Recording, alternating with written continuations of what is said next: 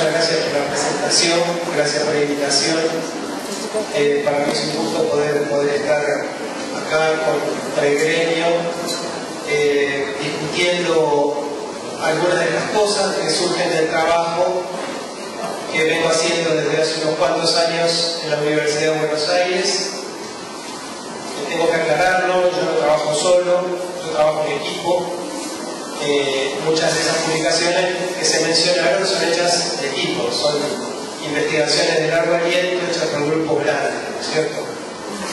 Así que, bueno, no me quiero quedar ese crédito, digamos, porque si no tendría que tener 3 vidas para escribir todo eso. Pero igual agradezco la presentación, que para mí la bajaron de internet. Y a veces internet tiene esas cuestiones, ¿no? que genera una gran inflación. Bueno, como dijo Mercedes, voy a abordar el tema de esta conferencia. Voy a dejarme el tiempo, así que me paso, discúlpenme. Cualquier cosa, hacerme la señal. Yo a veces me entusiasmo y me paso. Y voy a tocar 3 grandes temas. El primero es la cuestión de las generaciones, que a mí me parece siempre un tema interesante para abordar fenómenos sociales en general y que es muy útil para abordar cuestiones tecnológicas o de cambio tecnológico. Es decir, primero me voy a dedicar un tiempito a los adolescentes. Segunda cuestión, voy a ver el cruce que hay entre las tecnologías digitales de comunicación y las ciberculturas. Porque Internet, si bien es el capítulo más importante de este tipo de transformaciones, no está sola en ese terreno, sino que es un capítulo más importante, y de alguna manera refleja, recoge y multiplica muchas tendencias que son previas a Internet y que con la aparición de Internet explotan. Y hacia el final, tercer tema, vamos a ver cuáles son los usos que los adolescentes tienen de las herramientas que Internet les presenta, diría yo, según 3 grandes fuentes de datos. La primera es encuestas periódicas que vienen haciendo distintos grupos empresariales, entre los cuales, no sé, Carrier, Princip, distintos grupos vienen mapeando Internet desde hace 10 años en Argentina y constituye una base de datos interesante para ver cómo evolucionan las redes. La segunda fuente de datos tiene que ver con una encuesta que hizo el Ministerio de Educación el año pasado, en realidad se dio a comunicación, donde hay datos muy específicos y muy concretos de los adolescentes entre 11 y 17 años y los usos de Internet. Vamos a ver algunos de esos datos acá. Y la tercera fuente tiene que ver con el trabajo, digamos, cual y cuantitativo que vengo haciendo con mi equipo en la Universidad de Buenos Aires. Bueno, esos son los tres temas que vamos a tocar.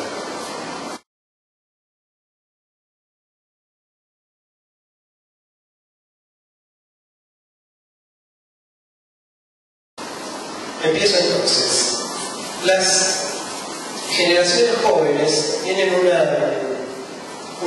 una particular situación respecto a las generaciones adultas, que es una fuente de ventajas, pero también de desventajas. Siempre solemos hablar mucho de las ventajas en relación con estas innovaciones y creaciones, pero dejamos de hablar de lo otro, las desventajas justamente, y que tienen que ver con su particular situación frente a la temporalidad, frente al tiempo presente y frente a las innovaciones recientes. Las generaciones jóvenes son generaciones en transición, como les decía, y se les llama de transición porque están obligadas socialmente a ir dejando determinadas cosas para ir adquiriendo determinadas otras. El proceso de maduración, como se lo llamó tradicionalmente, o el proceso de autonomización, como se lo llama en términos más modernos, o ese proceso complejo donde se juega la heterosocialización y la autosocialización, caracterizan a los grupos en transición. Es decir, que son grupos incompletos. Desde el punto de vista de su proceso constitutivo, en tanto que sujetos colectivos y en tanto que sujetos individuales que forman parte de sujetos colectivos, están a mitad de camino, por decirlo así, están haciéndose a sí mismos y están adquiriendo destrezas que después les van a servir para actuar competentemente en la sociedad. Es decir, se encuentran en un momento inaugural, por decirlo con una palabra que se usa mucho en teoría de los rituales, en un momento liminal donde están convirtiéndose en otra cosa. En ese sentido es que tienen ciertas ventajas para adquirir novedades. ¿Por qué? Porque mientras las generaciones adultas ya fueron socializadas en momentos previos, obviamente todos podríamos decir que también los adultos son una generación en transición. De hecho, todos vamos aprendiendo cosas nuevas, vamos dejando cosas y adquiriendo otras, pero no tiene la radicalidad, la experiencia del adulto, que tiene la experiencia del adolescente o del joven. Porque obviamente el adulto, cuando va adquiriendo nuevas cosas, lo va haciendo dentro de un conjunto de repertorios de experiencias ya adquiridas. Cuando mira para atrás tiene profundidad, cuando mira para atrás tiene batallas transitadas y tiene una serie de conocimientos, aptitudes, ¿no es cierto?, que ha incorporado a lo largo de un cierto trabajo. Por eso, cuando hay innovaciones, por ejemplo comunicativas o tecnológicas, como es el caso que nos ocupa hoy, para los adultos hay como un plus de dificultad para adquirir esas cuestiones, porque en algún punto tienen que desatar la tabla. En el caso de las generaciones jóvenes, esto se hace de una manera mucho más automática, justamente porque no tienen historia. En la medida que no tienen historia y se están socializando, lo que para los adultos es una novedad y por lo tanto tienen que adquirir sobre la base de nuevos esfuerzos, para las generaciones jóvenes eso se hace de una manera mucho más directa. No quiere decir que no sea con esfuerzo, pero no se hace con un esfuerzo al cuadrado. ¿Listo? Es algo que adquieren de primera mano, como primera experiencia, y obviamente lo que para los adultos es novedad, para las generaciones jóvenes es naturaleza. Es algo que está ahí, enlodado.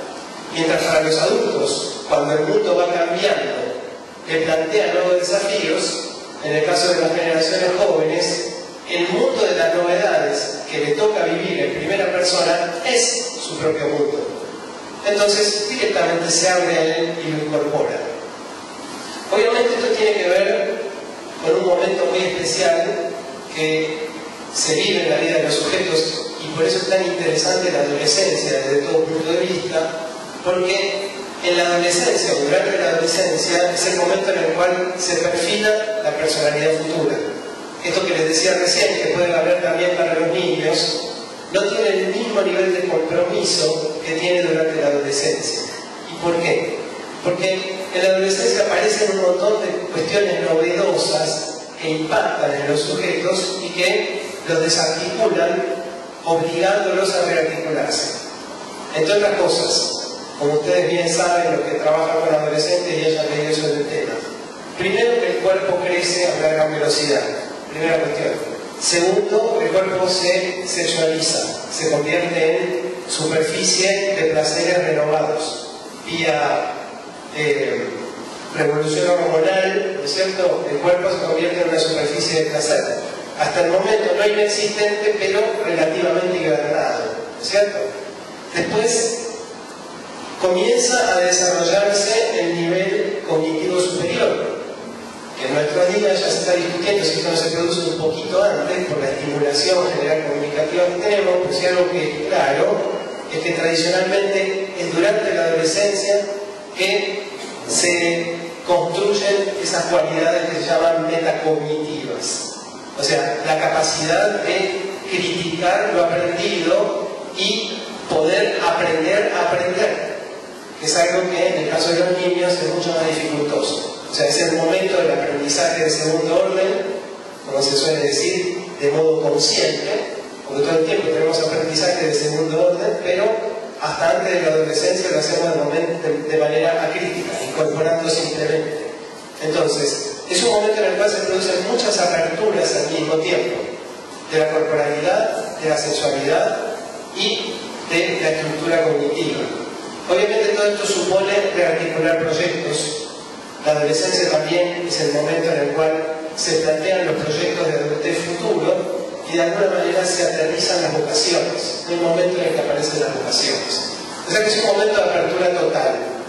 Que llevo a autores clásicos, por ejemplo, como Rousseau y toda la psicología contemporánea, que proviene en alguna medida de Rousseau, haya hablado que se trata de un momento de segundo nacimiento de la adolescencia. Bueno, ¿a qué voy con esto? A que cuando se nace por segunda vez, se naturaliza la sociedad. Es el momento donde la sociedad parece como propia. Si ustedes hacen un breve recorrido subjetivo, van a ver cuando se refieren a en mis tiempos pasaba tal cosa, en mis tiempos pasaba tal otra, como si en mis tiempos no fuera hoy. En mis tiempos también es hoy desde cierto punto de vista objetivo, pero desde el punto de vista subjetivo, en mis tiempos fue el momento en que me abrí autónomamente a la socialización. O sea, es el momento de la adolescencia y de la juventud donde se incorpora un cierto estado del mundo. El mundo estaba así cuando yo llegué. Después cambió y me volví extraño frente a ese mundo, ¿no? Bueno, un poco la idea es que esa, digamos, es la aparición sintomática de la incorporación de la innovación. Como no tiene compromisos previos, compromisos cognitivos, compromisos ontológicos también, bueno, se la apropia a esa situación del mundo de una manera completa. Esto es lo que ha llevado, por ejemplo, autores como Margaret Mead, que probablemente algunos de ustedes hayan leído, un texto que se llama Cultura y Compromiso de los años 70, a plantear como una cierta un modelo, digamos, de tres tipos de sociedad, de tres formas que adquiere la cultura, según cómo sea la relación que hay entre el pasado, el presente y el futuro. Y lo hace justamente con la intención de mostrar que en distintas épocas la relación que hay entre pasado, presente y futuro se altera y por lo tanto la relación que hay entre las generaciones como representantes de uno u otro tiempo también. Y en ese modelo, que lo recuerdo, muchos de ustedes deben conocer, plantea que hay un tipo de sociedades a las que ella llama sociedades post-figurativas, que son las sociedades construidas a partir de la tradición, donde el peso del pasado es muy importante. Y cuento todo esto porque sirve en el caso nuestro, digamos, como miembros del sistema educativo, ¿no es cierto? Y en la mayoría de nosotros también como padres. En las sociedades tradicionales, donde rige el pasado y el peso de la tradición es la fuente de legitimidad de las conductas, la socialización es una socialización descendente que se hace desde los adultos hacia los jóvenes. Ella ve otro tipo de sociedad, clásicamente la sociedad moderna, en la cual comienzan a aparecer innovaciones, o sea, el futuro no está del todo prefigurado por el pasado, con lo cual aparecen novedades para las cuales la tradición no puede dar respuesta, y eso va a generar un estado intermedio que ella llama culturas configurativas, en las cuales, para ser competente en ese mundo, los jóvenes tienen que aprender tanto del pasado y de la tradición como de un futuro que todavía no está formado. Y ahí hay una colaboración entre las generaciones. Ella dice, un poco a las sociedades que ella llama el futuro, las llama prefigurativas, porque todavía la visión de cómo va a desenvolverse esa sociedad todavía no está clara y no se sabe dónde va a ir. En esas sociedades, la tradición va perdiendo todo su peso, porque lo que tiene para enseñar, en tanto que producir actores competentes para el futuro es cada vez menos importante, con lo cual el futuro gana cada vez más peso, pero es un futuro que no está prefigurado. Con lo cual, ahí imagina ella una relación entre generaciones que se invierte. Los jóvenes comienzan a socializar a los padres en ciertos contenidos que ellos tienen más habilidades para aprender rápido y para transmitirle a adultos que vienen un poco más lentos en su proceso de formación.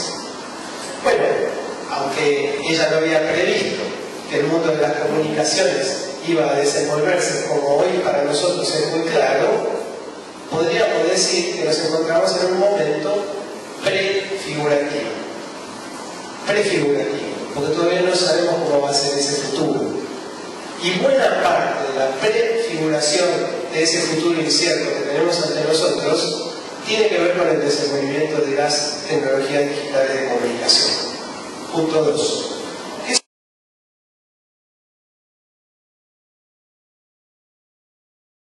son las tecnologías digitales de comunicación? En principio, un mundo complejo y contradictorio de fuerzas. Hay como una visión, yo no quiero ser el que viene a aguar la fiesta, pero me toca en algún punto, hay una visión muy optimista sobre el rol que tienen las tecnologías digitales de comunicación y sobre todo su potencial. Es verdad, esas cosas son importantes, las tenemos presentes y vemos cómo se van desarrollando. Pero también es cierto que las tecnologías digitales de comunicación vehiculizan y multiplican elementos que provienen de las formas comunicativas previas que la verdad que están en algunos casos bastante lejos de ser emancipatorias. Y a esto me refiero cuando digo que las tecnologías digitales son parte de un proceso de convergencia de múltiples procesos previos. Procesos que son técnicos en principio, en segundo lugar tecnoproductivos y en tercer lugar comunicativos. Obviamente lo que yo quisiera desarrollar un poco es el tema de los cambios comunicativos y culturales. ¿Por qué? Porque las sociedades contemporáneas, y podríamos decir las sociedades de los últimos 50, 60 años para atrás, son lo que se conoce como sociedades más mediatizadas. ¿Qué quiere decir que vivimos en sociedades más mediatizadas? Vivimos en sociedades en las cuales los medios masivos de comunicación son las principales fuentes de construcción imaginaria del orden social. Es decir, la idea que nosotros tenemos de sociedad, la idea que nosotros tenemos de Estado, la idea que nosotros tenemos de sistema educativo, en buena medida proviene de un conjunto de informaciones que nos llegan de múltiples fuentes. Aquellas en las que somos muy competentes, las podemos criticar, las podemos manejar, las podemos incluso rearticular. Pero saliendo de nuestra esfera inmediata de competencia, todo el resto es desconocido para nosotros. Todo el resto es caja negra, por decirlo así. Y proviene, digamos, nos llega desde sistemas informativos que no controlamos, que no sabemos cómo funcionan y que de alguna manera nos socializan de un modo heterónomo. Es decir, nos transmiten contenidos más allá de nuestra capacidad crítica, que podremos profundizarla, podremos engrandecerla, pero que en el fondo nunca va a poder agotar la totalidad de lo que nos transmite. En el fondo, todo ciudadano maneja solo una parte o puede criticar solo una parte de lo que recibe. Es por eso que se habla de sociedades de información-desinformación. Las sociedades más mediatizadas son sociedades donde es tan grande el exceso de información que justamente produce efectos paradójicos. Nos desinformamos cuando nos informamos y obviamente eso limita nuestras capacidades críticas, pero también nuestras capacidades emancipatorias como ciudadanos, como sujetos de ejercicio de derechos. Por otro lado, y como también acompaña este proceso en los últimos tiempos, juega un rol muy importante el desarrollo de las industrias culturales. Si algo que caracteriza a las sociedades más mediatizadas es que son sociedades que se articulan en torno a formas de comunicación que provienen de una industria que tiene por finalidad, más que la información, el entretenimiento, más que la crítica, el espectáculo. la producción de audiencias, en todo caso, de diversas estrategias en las cuales la información funciona como un señuelo. Las industrias culturales, más que tender a la información de la ciudadanía, lo que tienden es a agregar audiencias con fines que tienen que ver más por ahí con cuestiones comerciales, con cuestiones publicitarias, que con cuestiones meramente informativas. La idea del entretenimiento mismo es una de las fuentes fundamentales de la industria cultural. Y desde ese punto de vista, una especie de industria orientada al juego, orientada al placer, orientada al disfrute, a partir de la recepción de mensajes. No podría entenderse el funcionamiento del cine, el funcionamiento de la radio y el funcionamiento de la televisión sin este tipo de aditamentos orientados al consumo indoloro, por decirlo así.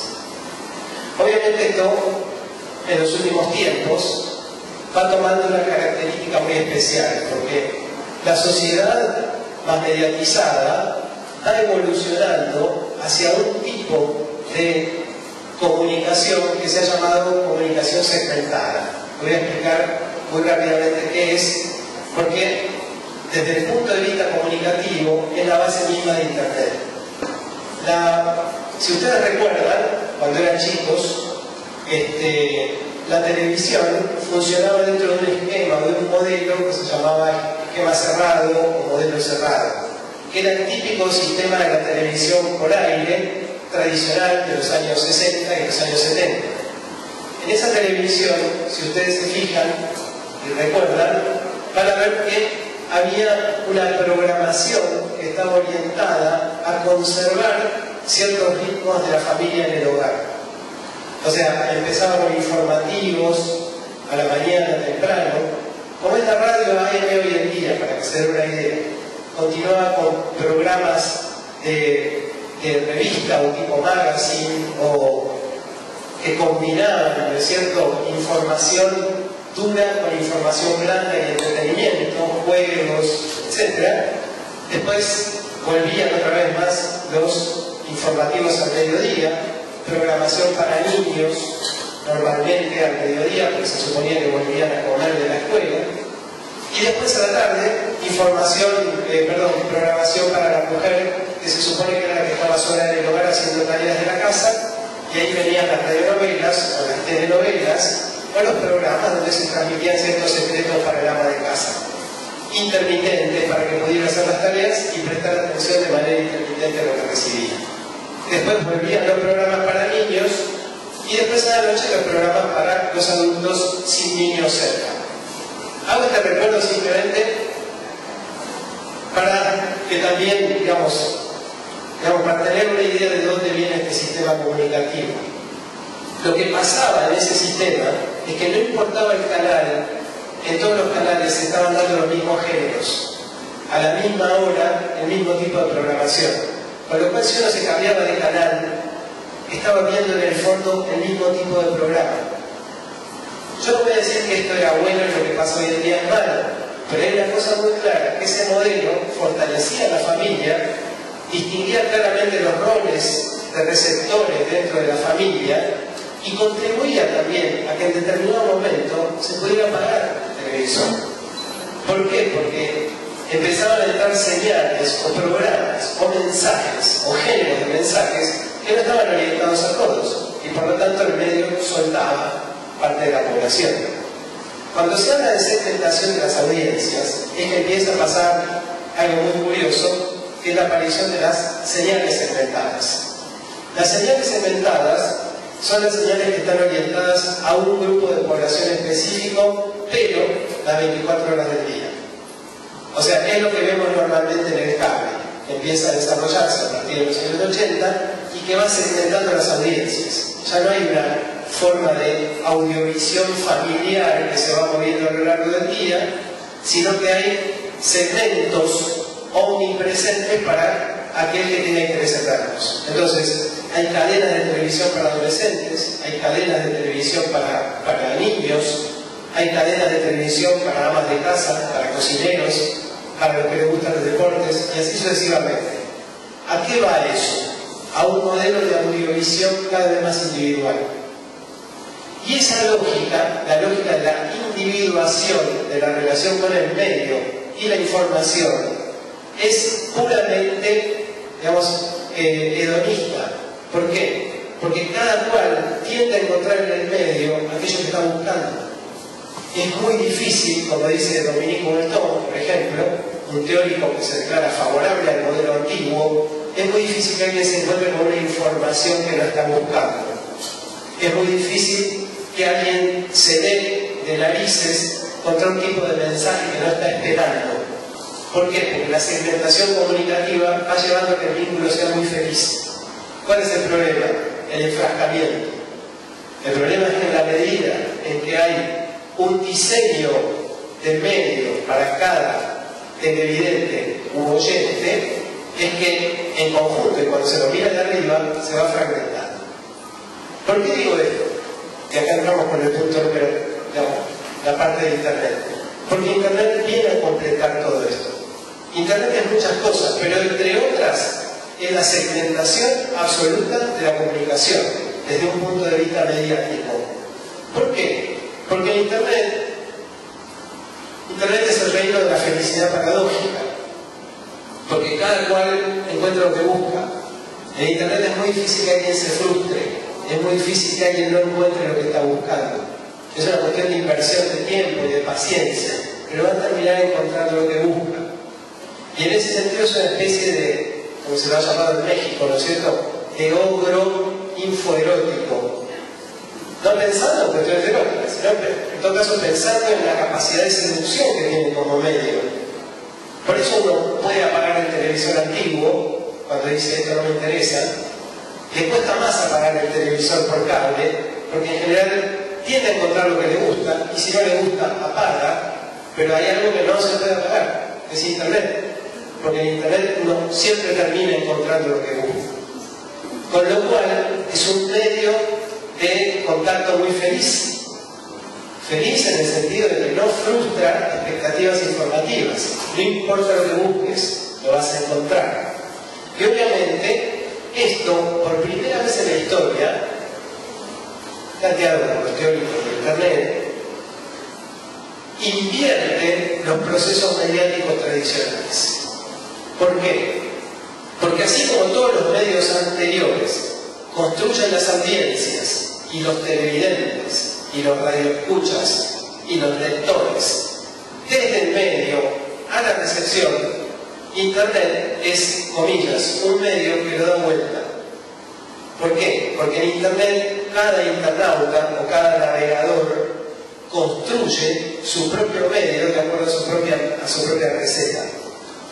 Dicho con una metáfora gastronómica, mientras los medios anteriores son medios con menú fijo, Internet es un medio a la carta. Cada cual come de ahí lo que quiere. Y esto, desde cierto punto de vista, llamémosle democrático-liberal, es muy interesante. Porque nadie está obligado a no ver lo que no quiere. Pero cuidado, desde el punto de vista cognitivo, nadie se va a encontrar con algo que no esté esperando. ¿Por qué? Porque el medio es absolutamente flexible a las necesidades de búsqueda de cada uno. Ahora, cuando eso lo mira uno desde un punto de vista democrático mayoritario, llamémoslo así, para seguir con las metáforas de Bourton, el problema de Internet es que Internet es un medio muy democrático desde el punto de vista liberal, pero no muy democrático desde el otro punto de vista. ¿Por qué? Porque no tiende a generar interés en alguien que...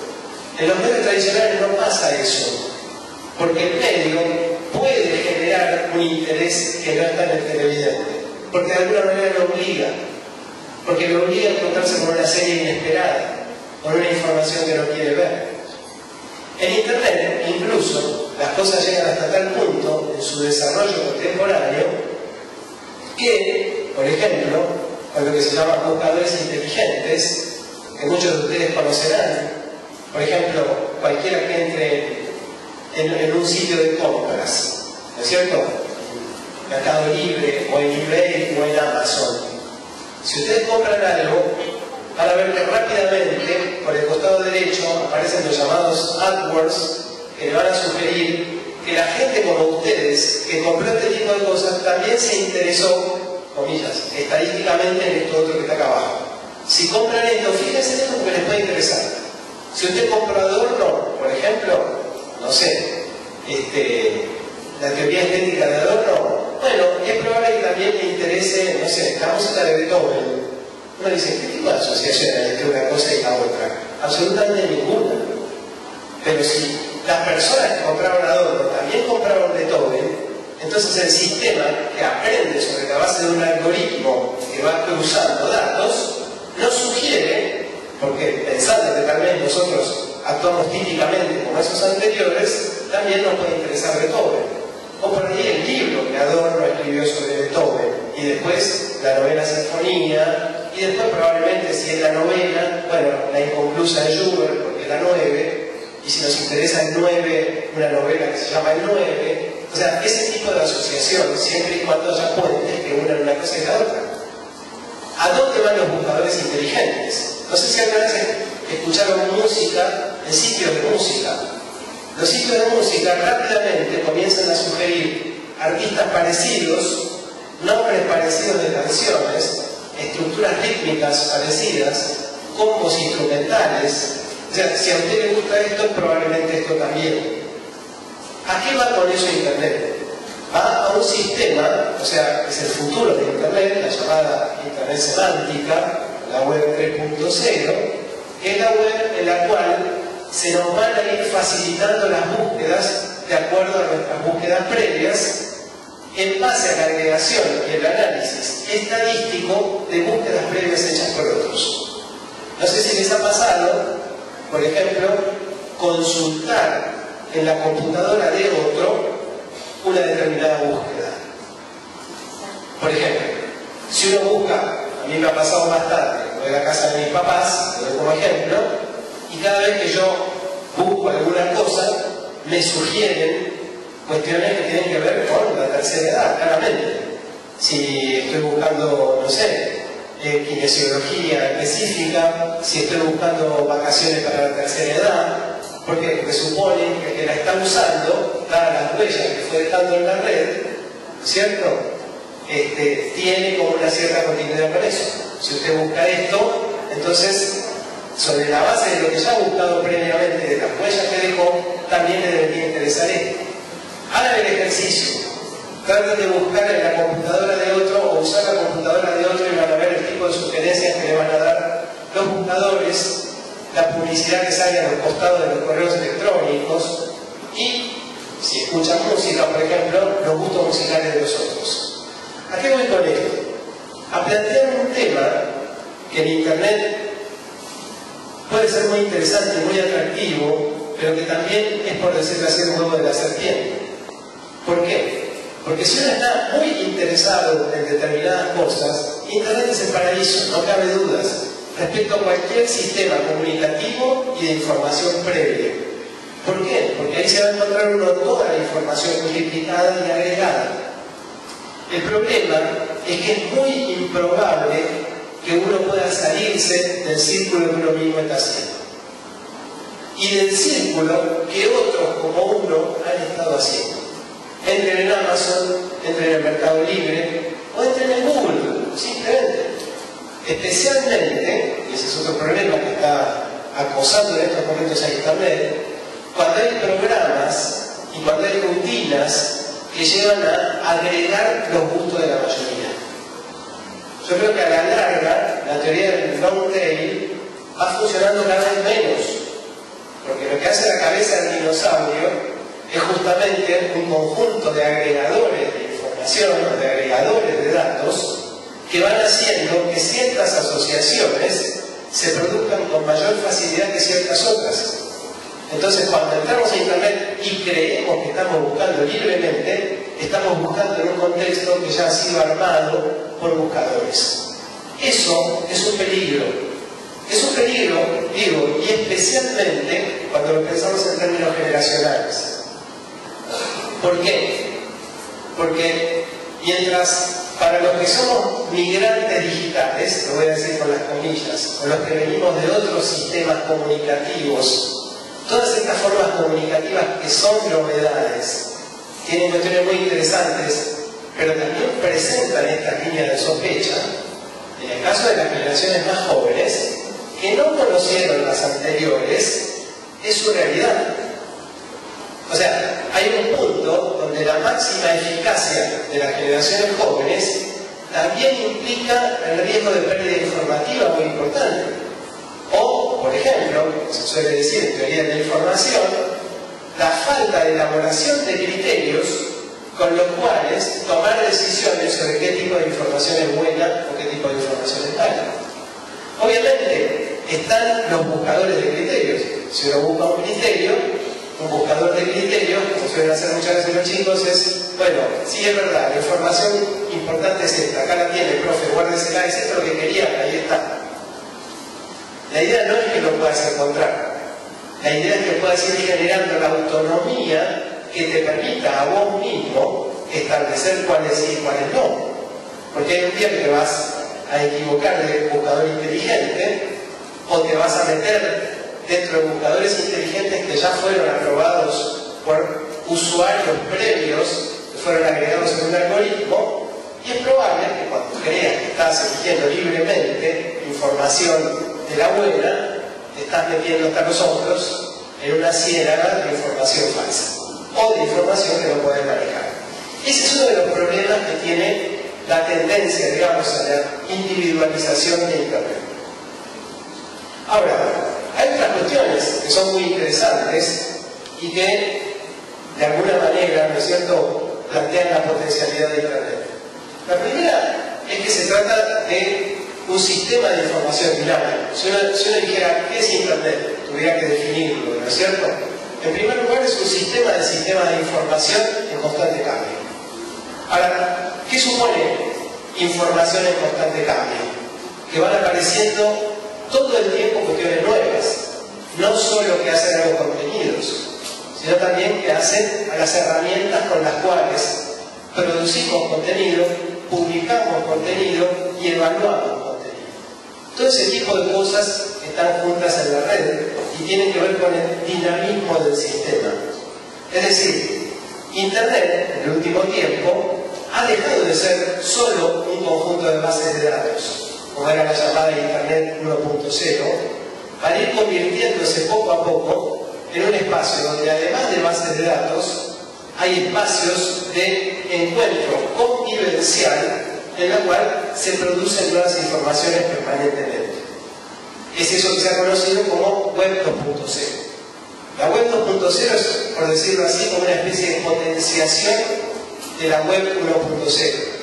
Por eso es que O'Reilly la llamó con ese 2.0, ¿no? O como una elevación al cuadrado, que va haciendo, y esta es una de las características centrales de la Web 2.0, que es que los usuarios amateur, los usuarios comunes, los usuarios no especializados, contribuyan a la producción de información y de herramientas en la red. Con una particularidad muy especial, porque las aplicaciones que tiene la Web 2.0 tienen que ver justamente con facilitar la publicación. Con el paso del tiempo es cada vez más fácil publicar, o sea, se puede publicar fotografías sin saber sacar fotografías. En otra época era imposible hacer eso. Se pueden publicar textos sin saber escribir adecuadamente, no hay ningún problema. Se pueden publicar audiovisuales y hasta incluso hacer películas sin tener delante nociones de filmografía o de técnica de edición filmográfica. ¿Por qué? Porque las herramientas son cada vez más amistosas, porque es cada vez más fácil registrar y también porque es cada vez más fácil editar. Aparecen los famosos tutoriales que nos pueden ayudar a hacer cosas que no sabíamos hacer solos. Y eso es la Web 2.0. O sea, es un conjunto de herramientas que, sobre la base de redes de colaboración, multiplica aún más el dinamismo ya de por sí veloz que tenía el Internet 1.0. ¿A dónde nos lleva todo esto? Esa es una de las grandes preguntas. En principio, y desde un punto de vista cultural interesante para los que estamos en la docencia es la aparición de un nuevo sistema de objetos, tanto físicos como simbólicos. ¿Qué digo cuando digo objetos físicos? Aparece todo el conjunto de aparatos digitales con los cuales se puede producir texto, imagen, audio-imagen y sonido, todo concentrado en consolas convergentes, como son las computadoras, y hoy en día, como son los teléfonos celulares. Como bien dijo alguien hoy a la mañana, no me acuerdo quién fue, creo que fue Vera, ya han dejado de ser teléfonos. Los teléfonos celulares no son más teléfonos, son microcomputadoras de mano, en las cuales una de sus funciones es hablar por teléfono. Pero han dejado de ser, o sea, son gadgets, ¿no es cierto?, multimedia que permiten hacer distintas cosas. Bueno, a eso me refiero cuando digo que aparece un nuevo sistema de objetos físicos. Especialmente cuando nos vamos hacia abajo, en las jóvenes generaciones, la capacidad de manipulación de sus aparatos es cada vez mayor, más flexible y más fresca. O sea, aprenden más rápido a usarlo, les encuentran más utilidades y obviamente las aplican. Pero el cambio importante es que se nos transforman los objetos o los llamados bienes culturales tradicionales. Lo que va haciendo todo este sistema nuevo de objetos es que las plataformas tradicionales con las cuales almacenamos y transmitíamos, lo digo con comillas, cultura, o sea, la plataforma libro, la plataforma disco, la plataforma CD, van perdiendo vigencia. ¿Y qué aparece? Aparecen objetos nuevos, nuevas plataformas donde circula esto que ahora llamamos información gráfica, información icónica, información audiovisual, información sonora. ¿Por qué? Porque las nuevas herramientas lo que permiten es digitalizar todo el acervo de la cultura previo. El formato libro, si bien sigue existiendo y con muy buena vida, convive cada vez más con el texto digital. Y el texto digital, en buena medida, en los formatos escolares, va desplazando el formato libro tradicional. ¿Qué pasa? Pregunto, cuando ese texto tiene hipervínculos que permiten hacer un doble clic y saltar a otra pantalla o a otro libro o a otro texto, o por ejemplo a un código como estos y saltar a un audiovisual o saltar a un archivo de sonido. Están rompiendo la lógica tradicional del libro escrito. O sea, es un nuevo objeto frente al cual hay que plantearse de otra manera, hay que pensarlo de otra manera. Porque la lógica libro no ayuda para pensar ese objeto. Como por ejemplo, cuando empieza a aparecer la música digital, lo primero que desaparecen son los discos. La idea de disco, como la tenemos los adultos, por ahí venimos del vinilo e incluso algunos más grandes, bueno, no se sientan grandes en la sala, vienen del disco de pasta. En el fondo, ese formato va desapareciendo y le va dando origen a un tipo de escucha musical que no es de álbum completo, sino de canciones. Con lo cual, por ejemplo, cuando alguien escucha música a través de lo que se llaman las listas de reproducción, que arma azarosamente de acuerdo a ciertos criterios que alguien le impone, una lista de temas que vienen uno atrás del otro, se rompe la lógica del disco. Y cuidado, ese tipo de plataformas de algún modo conformaron el modo de recibir e interpretar información, en este caso sonora. El concepto de la música está cambiando radicalmente, especialmente entre los jóvenes, que algunos de ellos ya ni siquiera saben lo que son los discos. Algunos de ellos ni siquiera han tenido un disco ni han comprado un disco. Yo les apostaría a plata que todos los chicos que estuvieron arriba de este escenario, es muy probable que no compren discos a lo largo de su vida y que escuchen música en listas de reproducción. Con lo cual, esa cabeza, como escucha de música, se va conformando de una manera muy distinta a la de las generaciones anteriores. Bueno, dos cuestiones finales respecto a Internet. Internet, además, entre otras tantas cosas, además de ser esa gran biblioteca digital donde van a parar todos los contenidos que se digitalizan, todos estos nuevos objetos, se va convirtiendo en un espacio de convergencia de medios anteriores. Es la primera vez que tenemos generación humana, quiero decir, un metamedio. Los medios anteriores eran plataformas, por decirlo así, estancas. No permitían la comunicación con otras plataformas. Y si lo hacían por medio físico y de manera indirecta. Lo que permite la digitalización es que todas las plataformas culturales tradicionales y todos los medios de comunicación tradicionales vayan convergiendo en los mismos espacios. Es decir, por eso se habla de metamedio, o sea, es un medio de medios que permite tener la televisión, tener la radio, tener el cine, pero también tener los libros y las bibliotecas, los catálogos, los repositorios, las listas de música, etcétera, etcétera, etcétera, todo en el mismo dispositivo. ¿Qué supone esto? Una enorme agilidad, una enorme flexibilidad, pero también podríamos decir, y pensando en generaciones jóvenes, una nueva situación frente al acervo cultural de la humanidad, que es en última instancia lo que transmitimos de apartes cuando definimos un currículum. Hoy en día el currículum va a tener que negociar fuertemente con la convergencia mediática. La convergencia mediática es la plataforma del futuro currículum. Y obviamente, de todo lo que va a quedar afuera. Solo que en una situación muchísimo más complicada, porque todo tiene que estar integrado, cercano y de cita inmediata.